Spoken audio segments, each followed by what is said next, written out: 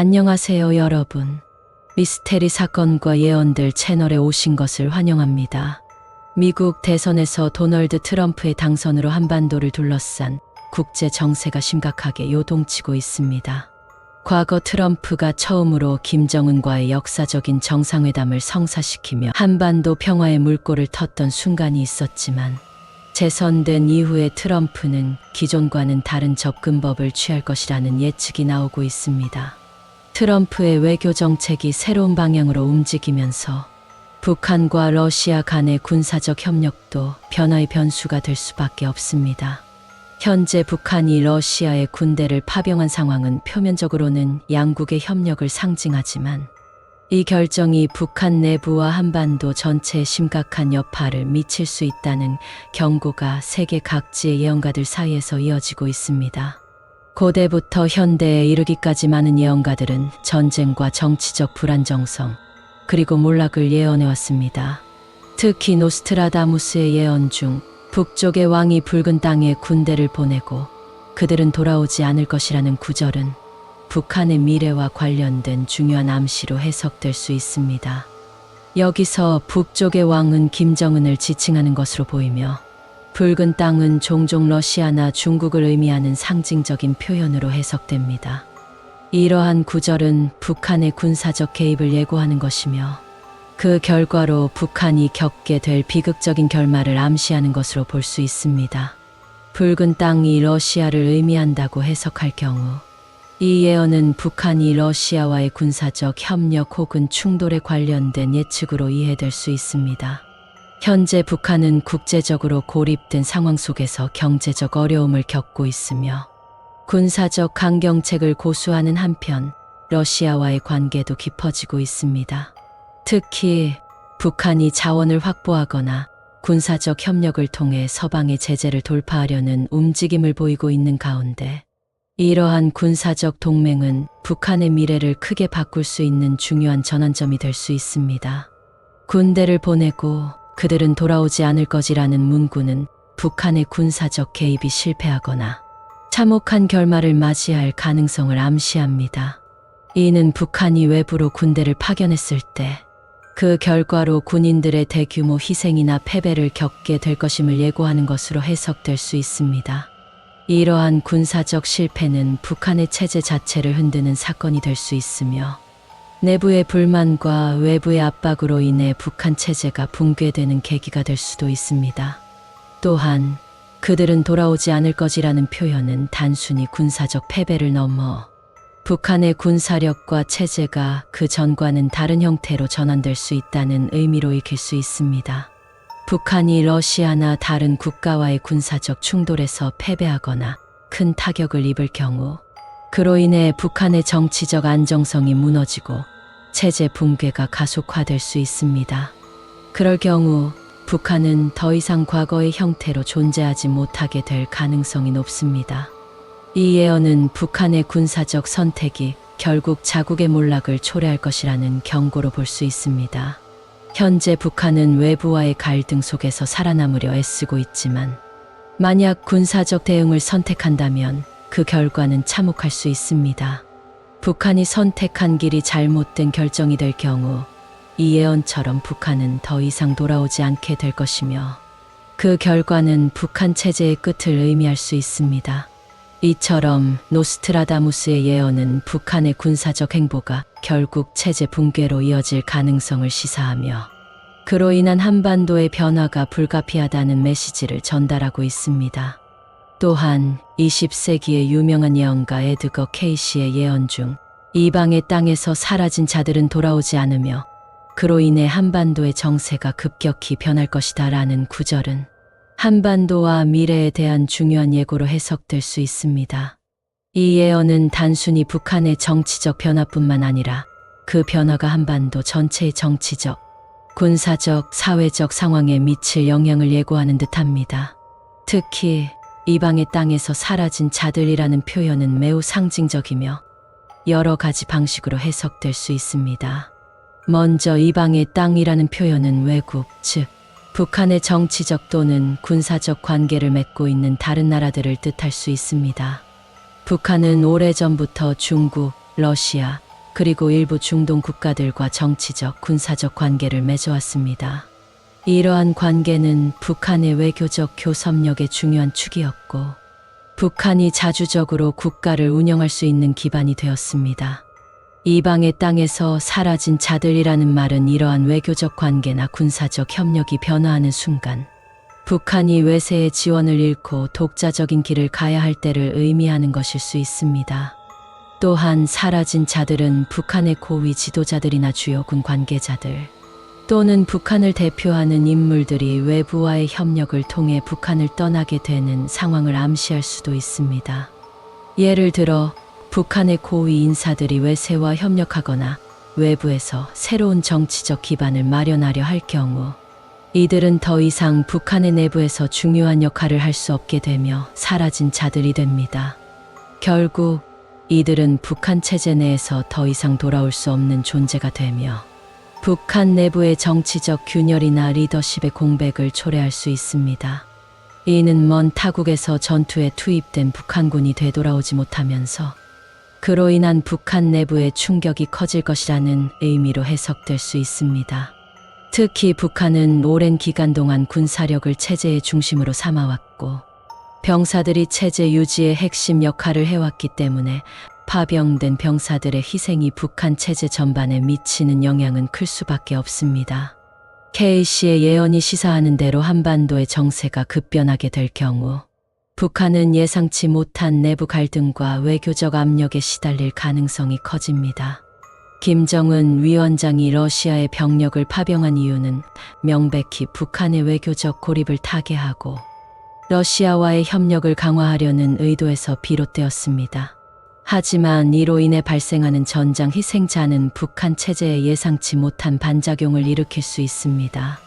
북한 내부의 반응은 쉽게 통제하기 어려운 상황으로 번질 수 있으며 김정은 위원장의 정권 안정성마저 위협할 수 있습니다.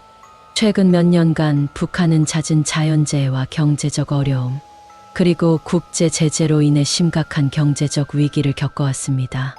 이러한 상황에서 군대라는 북한 체제의 핵심 기반이 흔들릴 경우 내부의 불안정성은 더욱 가속화될 것입니다. 현대 예언가 중 한 사람인 크레이그 해밀턴 파커는 북쪽의 지도자가 외세와의 협력 속에서 고립될 것이라고 경고하며 북한의 결정이 장기적으로 체제 붕괴를 초래할 것이라고 예언했습니다. 그의 예언은 단순히 정치적 예측을 넘어 북한이 겪고 있는 경제적 위기와 외교적 갈등을 더욱 명확히 드러내고 있습니다. 파커는 북한 지도자 김정은이 국제적으로 고립될 수밖에 없다고 보고 있으며 그 이유는 그의 외교적 선택들이 결국 북한을 더 깊은 고립으로 몰고 가기 때문이라고 주장합니다. 해밀턴 파커는 예언에서 북한이 선택할 수 있는 두 가지 주요 길을 지적합니다. 첫째, 북한은 중국과 러시아의 강력한 영향력에 의존하는 상황에서 더욱 자주적이고 독립적인 길을 찾으려 할 것입니다. 그러나 파커는 이 경로가 북한의 독립성을 더욱 제한할 수 있다고 경고합니다. 두 나라가 북한을 전략적 동맹국으로 활용하려 할 때 북한은 사실상 외교적으로 의존하게 되며 이는 결국 북한 체제의 자유로운 결정과 외교적 공간을 축소시킬 것이라고 예언했습니다. 둘째, 북한이 경제적 문제를 해결하기 위해 외부의 지원을 적극적으로 요청하며 협상에 나설 가능성도 큽니다. 그러나 이 경우에도 해밀턴 파커는 북한의 고립을 피할 수 없을 것이라고 경고합니다. 국제사회는 북한의 핵과 미사일 프로그램을 여전히 문제 삼고 있으며 이로 인해 북한은 대외적인 협력을 얻는데 큰 어려움을 겪을 것입니다. 협력이 이루어지더라도 외부의 도움은 그리 크지 않거나 더 큰 정치적 대가를 치르게 될 것이라고 파커는 말하고 있습니다. 파커는 북한의 체제 붕괴 가능성에 대해서도 깊은 우려를 표명합니다. 그는 북한이 경제적 자립을 이루지 못하고 국제사회와의 협력을 이루지 못할 경우 내부에서 경제적 불만이 폭발할 가능성이 크다고 예언했습니다. 이는 북한 내에서 반정부적 활동이나 시위로 이어질 수 있으며 이는 결국 김정은 정권의 불안정성을 더욱 부각시킬 수 있다는 점에서 중요한 문제입니다. 해밀턴 파커는 특히 북한 내부에서의 핵심 지도층의 분열을 예고했습니다. 그는 북한 지도부 내에서도 김정은의 독재적인 통치에 불만을 가진 고위층들이 생겨날 것이라고 예언했습니다.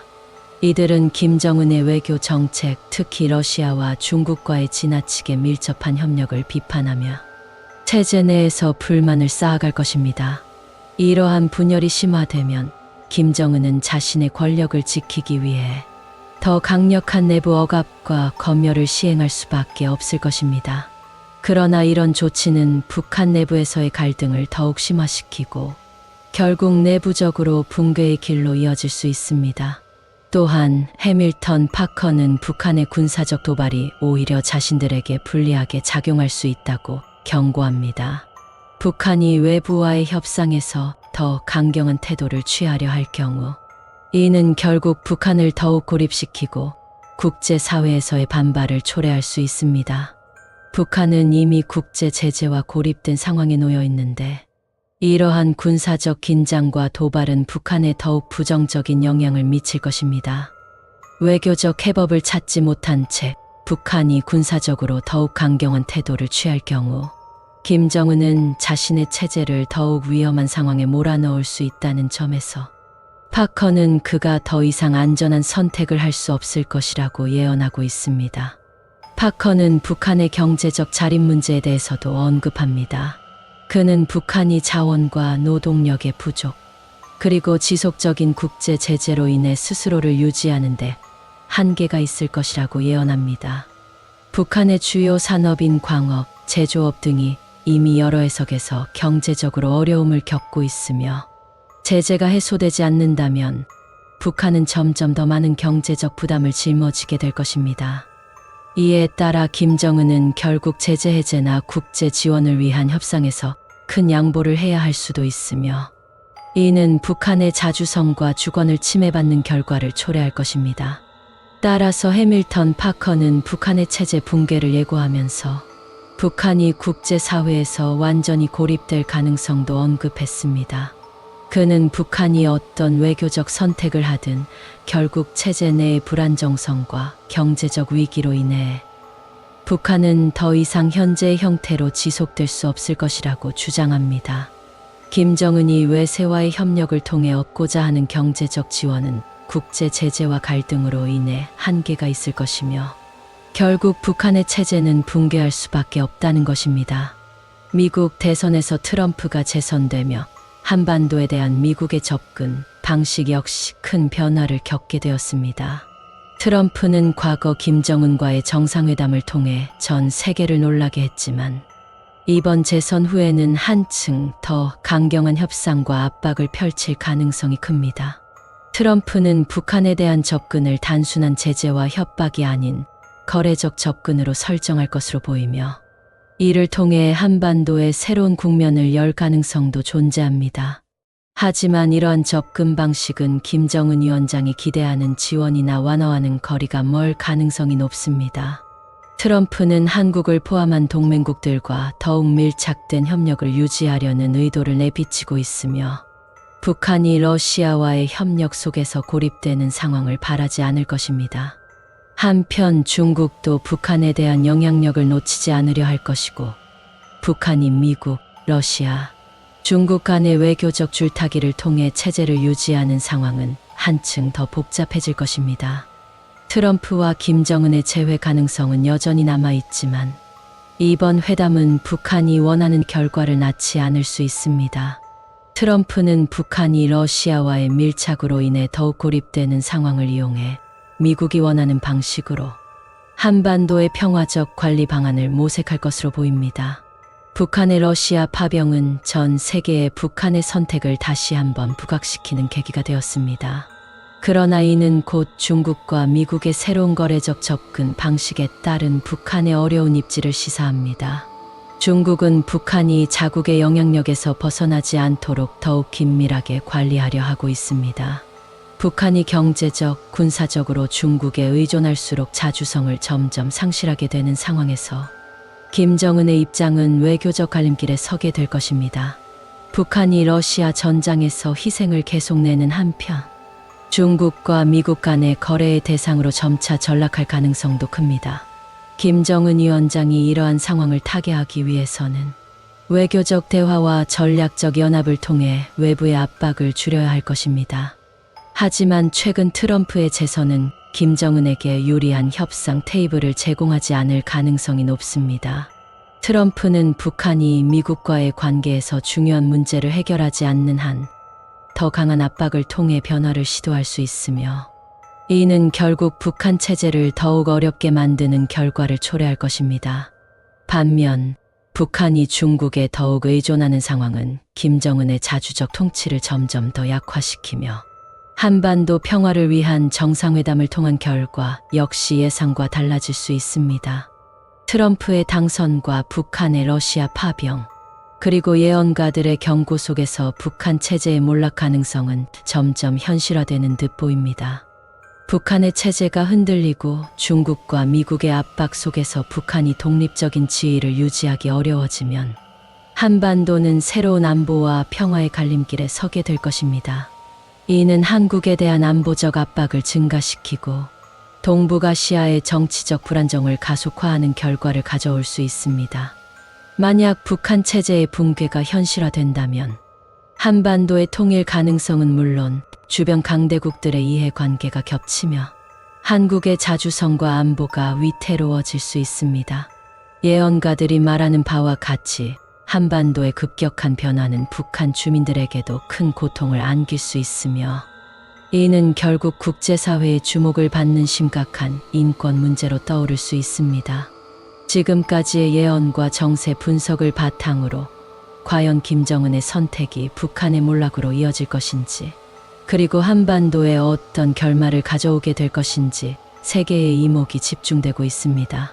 김정은의 선택이 북한의 운명을 바꿀 결정적 순간이 될 것인가? 정세 분석 속에서 드러나는 한반도의 미래, 그 결말은 과연 어떻게 될지 지켜봐 주시기 바랍니다.